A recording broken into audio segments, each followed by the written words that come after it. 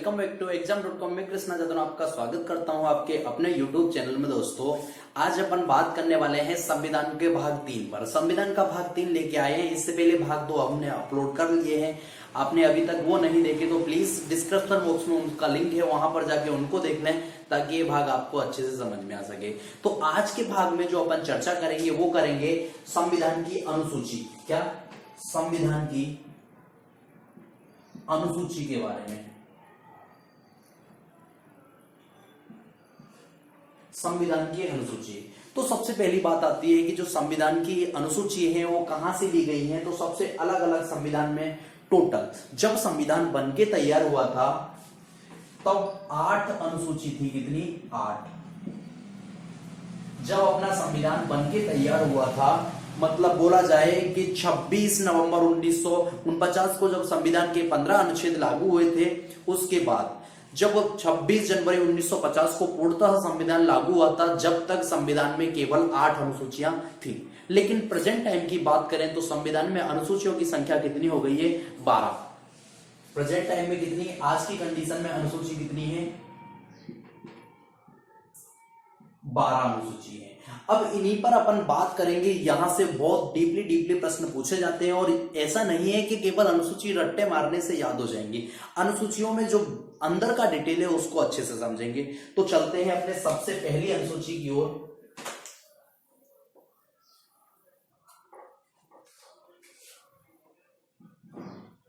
प्रथम अनुसूची।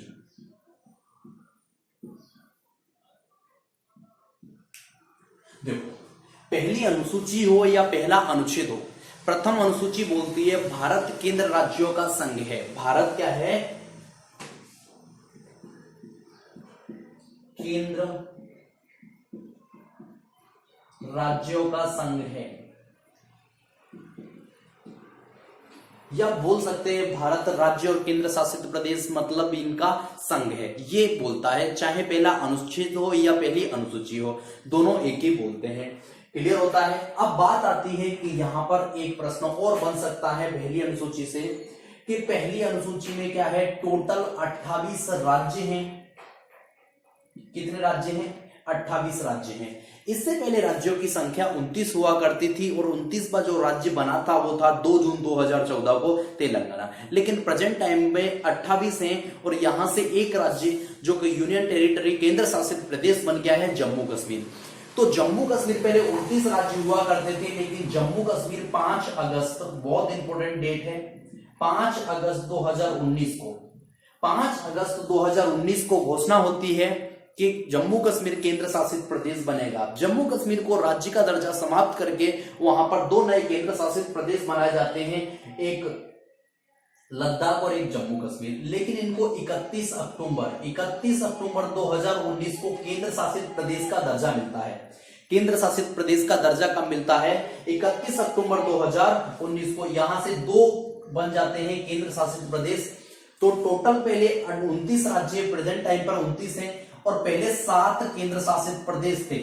लेकिन यहां पर अब 2, एक जम्मू कश्मीर और एक लद्दाख बढ़ा, तो केंद्र शासित प्रदेशों की संख्या कितनी हो गई? 9। कितनी हो गई? 9। लेकिन प्रेजेंट टाइम पे अगर केंद्र शासित प्रदेशों की बात करें तो वो कितने हैं? 8। अब बोलोगे ये कैसे हुआ? इसको भी मैं आपको बता देता हूं। अभी 26 जनवरी 2020 की बात है, 26 जनवरी 2020 की बात है। जो आपको पता है दादर नागर हवेली और दमन द्वीप, दादर नागर हवेली और दमन द्वीप जो अपने 2 केंद्र शासित प्रदेश थे, दोनों को मिलाकर एक कर दिया गया है। दोनों को मिलाकर दादर नागर हवेली और दमन द्वीप, दोनों को मिलाकर एक कर दिया गया है। इस कारण से प्रेजेंट टाइम में भारत में 28 राज्य और 8 केंद्र शासित प्रदेश हैं। ये आपको बिल्कुल अच्छे से क्लियर हो गया होगा। अब 3 केंद्र शासित प्रदेश ऐसे हैं 8 में से जिनके पास विधान सभा है, जिनके पास विधानसभा है, जो अपने मुख्यमंत्रियों को चुनते हैं। और बाकी के जो 5 केंद्र शासित प्रदेश हैं इनमें मुख्यमंत्री का प्रावधान नहीं है। तो ये 3 कौन कौन से हैं? एक तो जम्मू एंड कश्मीर, और दूसरा है दिल्ली। आपको पता है दिल्ली भी अपना एक केंद्र शासित प्रदेश है। और तीसरा है पुडुचेरी भी बोलते हैं। पौंडीचेरी, ये आप ध्यान रखेंगे। 3 केंद्र शासित प्रदेश ऐसे हैं जिनके पास क्या है, विधानसभा है। क्लियर होता है। तो अब चलते हैं भाई दूसरी अनुसूची की ओर। पहली अनुसूची बहुत अच्छे से आपने पढ़ ली होगी, ऐसे ही डिटेल में हर अनुसूची को मैं पढ़ाऊंगा।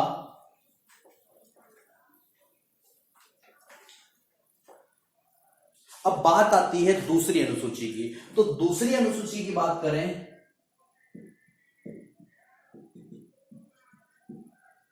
अनुसूची, अब दूसरी अनुसूची में क्या है, पहली अनुसूची में केंद्र और राज्य पढ़ लिया आपने। अब दूसरी अनुसूची में है वेतन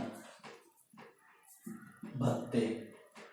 दूसरी अनुसूची में क्या है, वेतन और भत्ते। अब वेतन भत्ते की बात करें अपन, तो वेतन भत्ते किस माध्यम से हैं वो देख लेते हैं। यहां पर वेतन भत्ते, समस्त अधिकारियों के वेतन भत्ते, किस किस के वेतन भत्ते की चर्चा है यहां पर। सबसे पहले बात आती है राष्ट्रपति, उपराष्ट्रपति, ठीक है, उपराष्ट्रपति, लोकसभा अध्यक्ष, लोकसभा अध्यक्ष, लोकसभा उपाध्यक्ष, लिखता नहीं हूं ऐसे ही बता देता हूं, ठीक है, महान्यायवादी, सीएजी, प्रधानमंत्री, सांसद, विधायक या विधायक, ठीक है, चलो विधायक से ही बनते हैं। इन आदि, यहां पे बोल सकते हैं आदि, आदि अधिकारियों का यहां पर वेतन की व्यवस्था है। मतलब जितने भी भारत में उच्च विधेय अधिकारी हैं, सभी के वेतन की व्यवस्था संविधान की किस अनुसूची में है, तो सेकंड, दूसरी अनुसूची में है। यह भी आपको पता होना चाहिए। क्लियर होता है। तो चलते हैं अपनी तीसरी अनुसूची की ओर।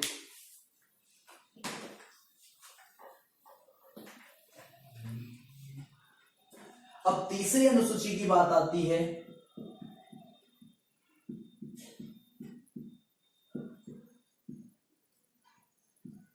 देखो भाई, पहले में भारत केंद्र राज्य आ गए, दूसरे में वेतन भत्ते आ गए, अब तीसरी में जो आएगा वो आएगा शपथ। क्या आएगा, शपथ। अब ये शपथ क्या है, सबसे पहले इसको देखेंगे। देखो, एक 2 वर्ड का नाम, 2 अक्षर 3 अक्षर का नाम है शपथ, लेकिन बहुत ज्यादा यहां से एग्जाम में प्रश्न बनते हैं। शपथ, जितने भी राज्य के कोई भी मान लो, जितने भी सरकारी कर्मचारी हैं, सभी की शपथ की व्यवस्था संविधान की अनुसूची 3 में है। जितने भी समस्त कर्मचारी हैं सरकारी, समस्त सरकारी कर्मचारियों की व्यवस्था यहां पर है। चलो, अब बात आती है शपथ में क्या है।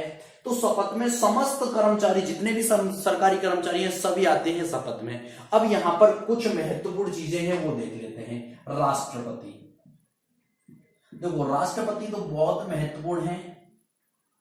प्रधानमंत्री, ठीक है, उपराष्ट्रपति,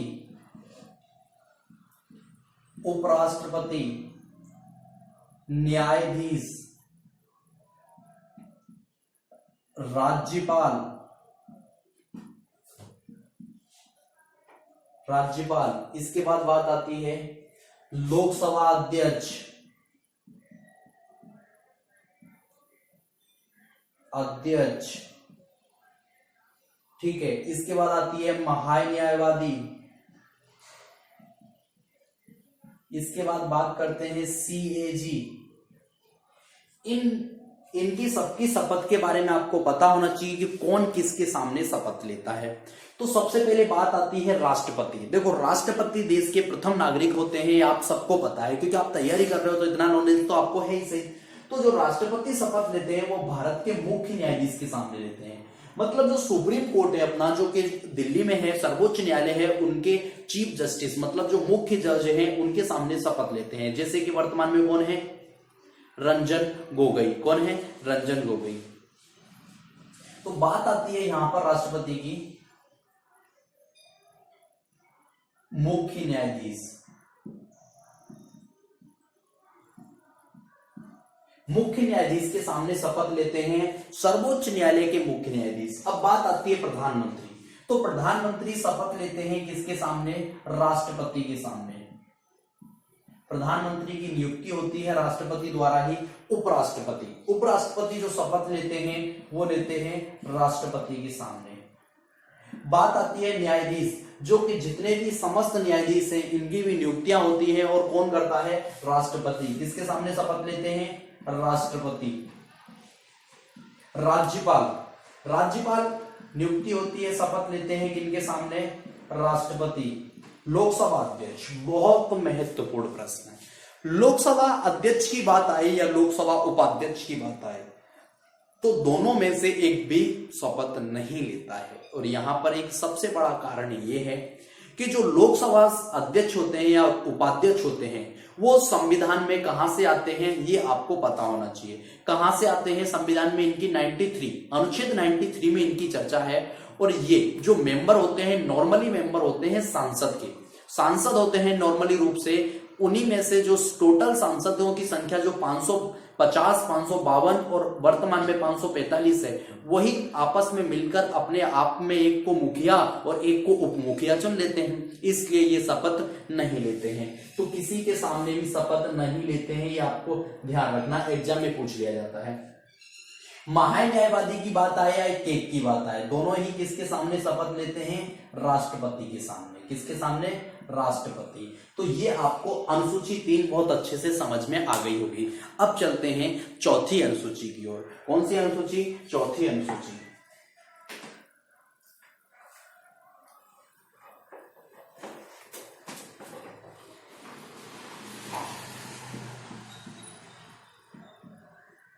अच्छा भाई, चौथी अनुसूची में क्या है? विशेष राज्यों में राज्यसभा का प्रतिनिधित्व। राज्यों में राज्यसभा का प्रतिनिधित्व।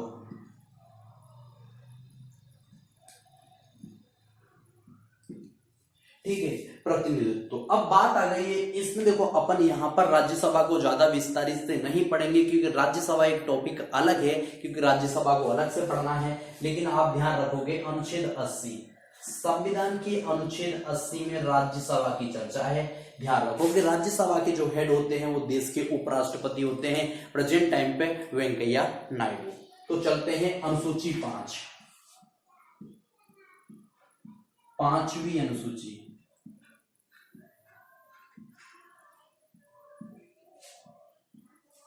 पांचवी अनुसूची की अगर अपन बात करते हैं तो यहां पर एसटी, एससी एंड एसटी आयोग है। इसको भी अपन डिटेल में नहीं पढ़ेंगे क्योंकि अलग से टॉपिक पढ़ना है, तो यहां पर ज्यादा समय बर्बाद करने की आवश्यकता नहीं है। एससी आयोग, एसटी आयोग अलग से अपन पढ़ेंगे। तो ये यहां तक 5 अनुसूची कंप्लीट हो जाती हैं। अब चलते हैं थोड़ा सा आगे छठी अनुसूची की ओर। छठी अनुसूची की ओर चलते हैं और छठी अनुसूची यही देख लेते हैं।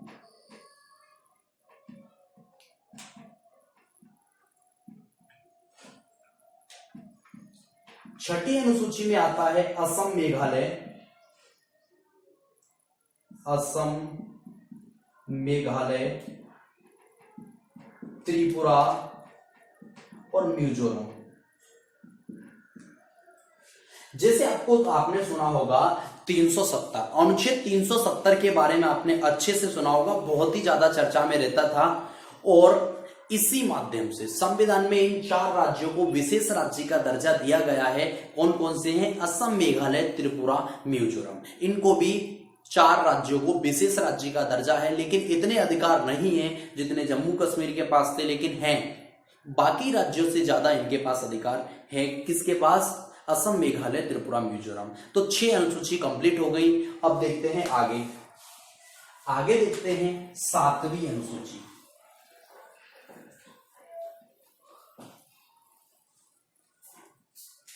अब बात करेंगे 7वीं अनुसूची। देखो 7वीं अनुसूची में 3 सूचियां हैं। 7वीं अनुसूची में 3 सूचियां हैं। सबसे पहले 7वीं अनुसूची जो है ऑस्ट्रेलिया से ली गई है। कहां से? ऑस्ट्रेलिया। ये आप ध्यान रखोगे, कहां से ली गई है? ऑस्ट्रेलिया से। इसमें 3 सूची हैं। सबसे पहली सूची की बात करें, केंद्र सूची। कौन सी? केंद्र सूची। दूसरी की बात करें राज्य सूची, और तीसरी की बात करें समवर्ती सूची। कौन सी? समवर्ती सूची। समवर्ती सूची। अब बात आती है इनमें कैसे कैसे है। सबसे पहले अगर के संघ सूची देखो, केंद्र सूची और संघ सूची एक ही होता है।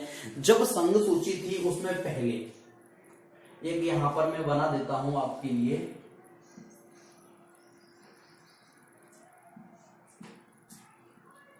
ये पहले का है, ये वर्तमान का है।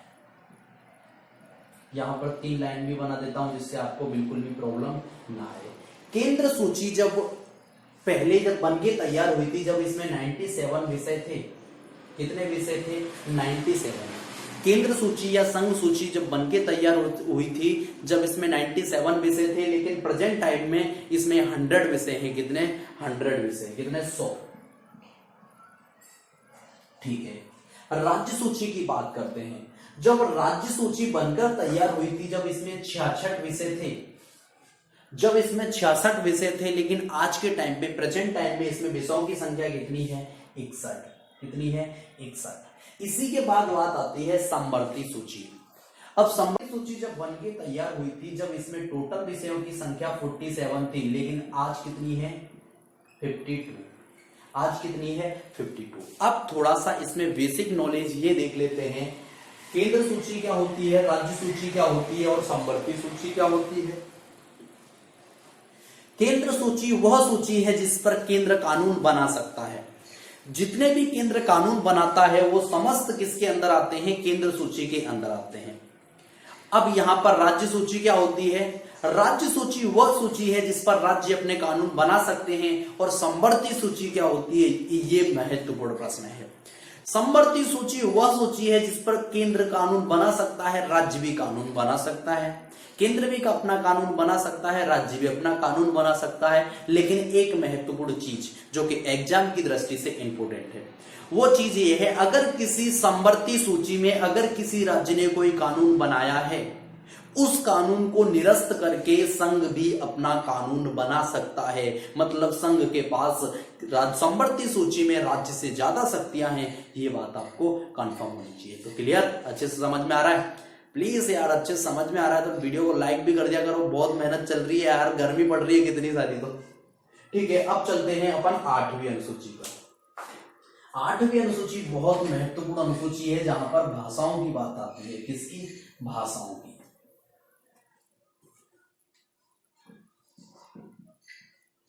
8वीं अनुसूची की बात करेंगे। देखो 8वीं अनुसूची की अगर अपन बात करते हैं तो इसमें क्या है? भाषाएं। भाषाओं की चर्चा संविधान में, संविधान की अनुसूची 8 में है। अनुच्छेद बाद में पढ़ेंगे, अनुसूची के बाद अनुच्छेद का ही नंबर है। ठीक है, अब भाषाएं अपन ने देखेंगे। जब संविधान बनकर तैयार हुआ था, जब संविधान बनकर तैयार हुआ था, जब 14 भाषाएं थी। कितनी भाषा थी? 14। लेकिन प्रेजेंट टाइम पे वर्तमान में कितनी भाषाएं हैं? वर्तमान में इसमें भाषाओं की संख्या हो गई है 22। कितनी भाषाएं हैं संविधान में? 22 भाषाओं की चर्चा हो गई है। और सबसे पहली जो भाषा जुड़ी थी वो देख लेते हैं। यहां पर जो 15वीं भाषा जुड़ी थी, 15वीं, वो जुड़ी थी 21वें संविधान संशोधन, 21वें संविधान संशोधन 1967 में। कौन सी जुड़ी थी पहली भाषा? सिंधी। समझ में आया? जो संविधान में सबसे पहली भाषा जोड़ी गई थी वो 1967 में जोड़ी गई थी। और कौन सी जोड़ी थी? सिंधी भाषा जुड़ी थी। क्लियर होता है? इसके बाद बात आती है कि संविधान में आगे जो भाषा जुड़ी थी वो 71वें संविधान संशोधन के तहत जुड़ी थी। 71वां संविधान संशोधन कब हुआ था? 1992 में, 1992 में। 1992 में वापस 71वां संविधान संशोधन होता है और नेपाली, मणिपुरी और कोंडकी जो कि गोवा की भाषा है वो जोड़ी गई। कौन कौन सी जोड़ी गई? नेपाली, मणिपुरी और कोंडकी, ये भाषाएं जोड़ी गई। तो ध्यान रखेंगे 71वां संविधान संशोधन 1992 के तहत संविधान में 3 नई भाषाएं और जोड़ दी गई। सबसे पहले 1967 में सिंधी जुड़ गई। 21वां संविधान संशोधन 15 भाषाएं हो गई। इसके बाद 71वां संविधान संशोधन 1992 में कौन सी भाषा जुड़ती है? 3 भाषा नेपाली मणिपुरी कोण की जुड़ती है और संविधान में टोटल भाषाओं की संख्या कितनी हो गई? 18 हो गई। कितनी हो गई? 18। अब इसके बाद एक और संविधान संशोधन होता है, 92वां संविधान संशोधन। कौन सा? 92वां संविधान संशोधन। ठीक है, ये होता है 2002 में। भाई कब होता है? 2002 में। 2002 ये होता है 2002 में। और यहां पर 4 भाषाएं एक साथ जोड़ी गई और 4 भाषाएं मैथिली, संताली, बोडो, मैथिली, संथाली, बोडो, मैथिली, संताली, बोडो और डोंगरी। कौन सी जोड़ी गई थी? डोंगरी। ध्यान रखेंगे। तो एक बार इसको रिकॉल कर देता हूं 8वीं अनुसूची को। 8वीं अनुसूची जो कि संविधान के टाइम की अंतिम अनुसूची थी, लेकिन वर्तमान में 12 है, लेकिन जब 8वीं अनुसूची थी और अंतिम अनुसूची जब 8वीं थी। इसमें भाषाओं की चर्चा है। जब भाषाओं की संख्या 14 थी, लेकिन आज की कंडीशन में भाषाओं की संख्या 22 है। सबसे पहले 21वां संविधान संशोधन 1967 के तहत सिंधी जुड़ी। 71वां संविधान संशोधन 1992 के तहत नेपाली मणिपुरी कोण की जुड़ी और 92वां संविधान संशोधन 2002 में 4 भाषाएं जुड़ी, बोडो, डोंगरी, मैथिली और संथाली, ये जुड़ गई। क्लियर होता है? तो बस यहां तक 8 अनुसूची कंप्लीट होती है। अब पढ़ेंगे अपन 9वीं अनुसूची। कौन सी अनुसूची पढ़ेंगे? 9वीं अनुसूची। तो देखते हैं 9वीं अनुसूची क्या बोलती है।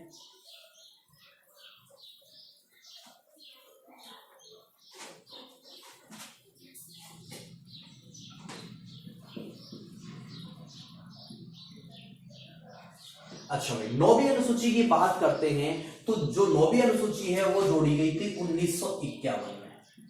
पहला संविधान संशोधन, 9वीं अनुसूची जो संविधान में जुड़ी है वो पहले संविधान संशोधन के तहत 1951 में जुड़ी है। अब इसको जोड़ने का सबसे बड़ा कारण क्या था?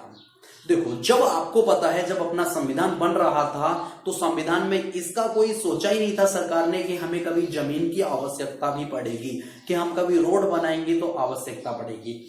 तब क्या था, जैसे ही सरकार कोई काम शुरू करती थी और जो जिसका खेत आता था, जैसे मानो कहीं पे रेलवे ट्रैक बिछाना है या कहीं पर सड़क बनानी है, यहाँ कहीं पे भी कोई भी सरकारी काम काज करना है, वहां पर कोई भी काम करते थे और जो वहां की आम जनता थी वो स्टे लेके आ जाती थी और काम रुक जाता था। इसीलिए तुरंत संविधान लागू होने के जस्ट बाद ही सबसे पहला संशोधन संविधान में करना पड़ा और 9वीं अनुसूची जोड़नी पड़ी। ठीक है, तो 9वीं अनुसूची जोड़नी पड़ी थी जमीन अधिग्रहण। किसके लिए? जमीन अधिग्रहण।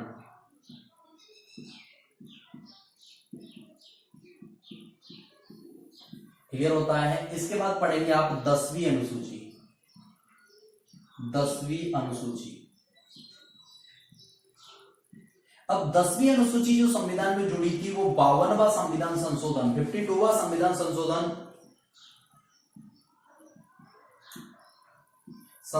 1985 के तहत जुड़ी। 1985 के तहत जुड़ी थी और इसमें जो रखा गया था दल बदल कानून। क्या रखा गया था? दल बदल कानून।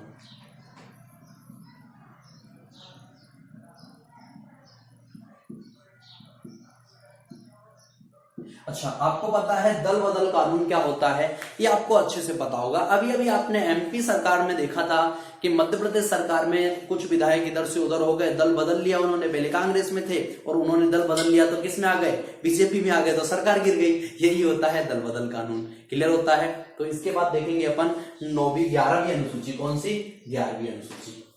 तो 9, 10 क्लियर हो गई, 10 अनुसूची क्लियर हो गई है, मात्र 2 बची है। अब 2 देख लेते हैं। अब पढ़ेंगे 11वीं अनुसूची।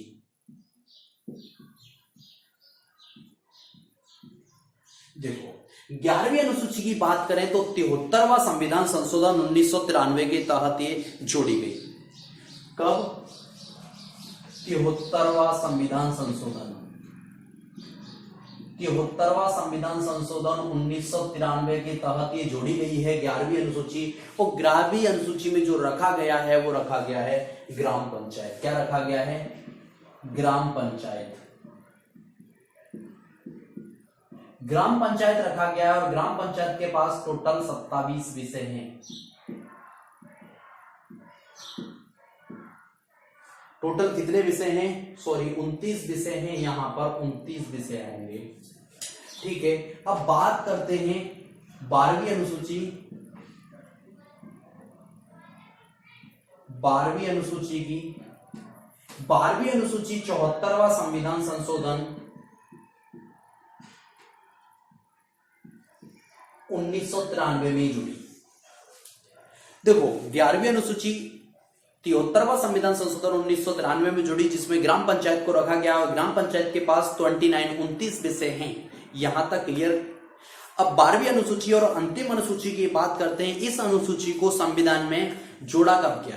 तो इस अनुसूची को जो संविधान में जोड़ा गया था वो 74वां संविधान संशोधन 1993 के तहत जोड़ा गया, और इसमें जो रखा गया है नगर पंचायत या नगर निगम, नगर पंचायत, और आप इसको बोल सकते हैं नगर निगम। ठीक है, और नगर पंचायत के पास टोटल 18 विषय हैं। कितने विषय हैं? 18 विषय हैं। तो दोस्तों अगर ये वीडियो अच्छा लगा हो तो प्लीज वीडियो को लाइक और शेयर कर देना। जय हिंद दोस्तों, मिलते हैं नेक्स्ट वीडियो में।